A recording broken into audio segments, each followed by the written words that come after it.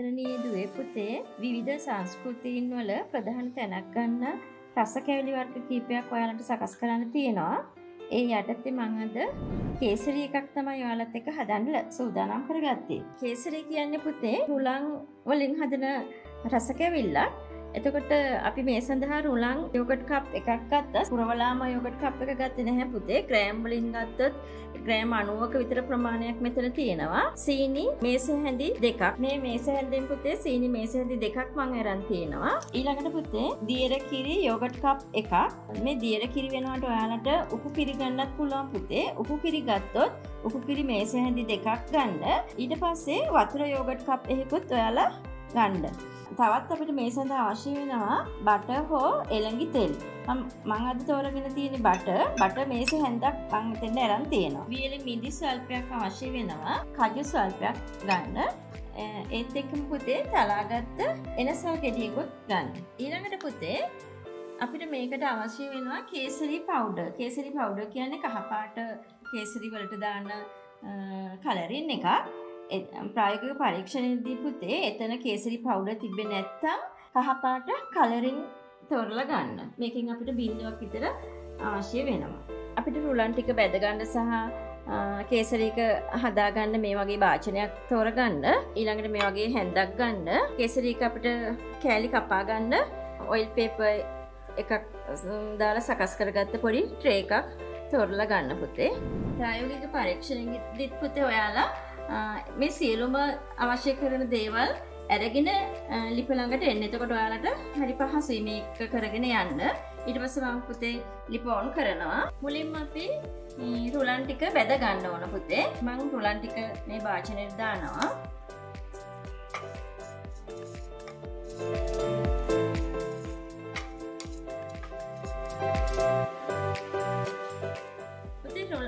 රුලන් එක විනාඩි 2-3ක් බෙදනකොට යන්තම් කලයක වෙනස් වෙලා බෙදනකොට අපි බටර් එකකින් මම භාගයක් තමයි පුතේ මේකට එකතු කරේ. මේකට එකතු කරලා ලිප නිවන්න.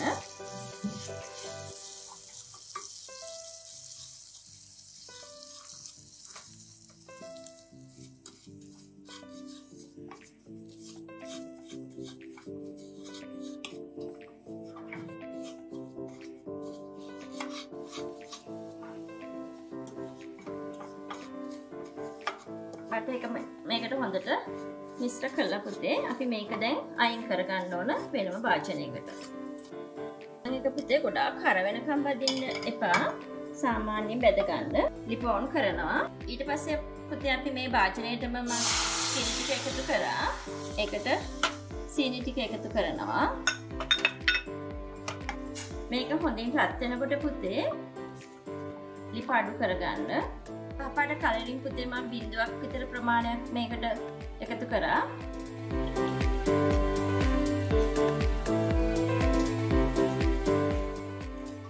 සීනි ටික දිය වෙලා පුතේ මෙහෙම කිරි එක පැහෙනකොට මම මේකට ප්ලම්ස් ටික එකතු කරනවා. කජු ටික එකතු කරනවා. අපි තලාගත්ත එනසල ගෙඩියත් පුතේ පොත්ත අයින් කරලා මම මේකට එකතු කරන්නම්.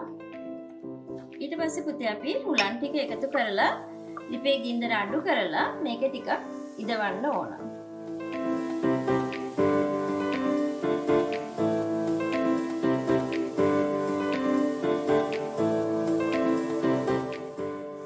මේකට පුතේ මම දැන් අර ඉතිරි කරගත්ත බටර් ටිකත් එකතු කරනවා. බටර් වෙනවට එළඟි තෙල් එකතු කරගන්නත් පුළුවන් පුතේ. ඊට පස්සේ මේක අඩු ගින්දරේ මෙහෙම කෑලි කපන්න පුළුවන් වෙන පදමට හොඳට ඝන වෙනකම් අපිට අතට දැනෙනවා පුතේ මේක ටිකක් තද වෙන ගතියක්. මෙන්න මේ විදිහට ටිකක් මේක ඉතින් මේ විදිහට කැට කපා ගන්න පුළුවන් වෙන තරමට හයි වෙනකොට ලිප නිවන්න පුතේ. ඊට පස්සේ අපි සකස් කරගත්ත ට්‍රේ එකකට මේක දාන්න ඕන.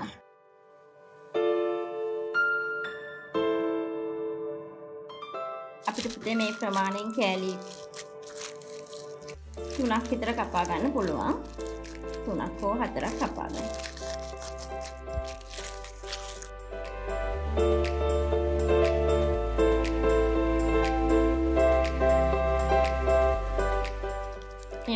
පේපර් එකක් මේක උඩ තියලා පුතේ හොඳින් තුනී කරගන්න.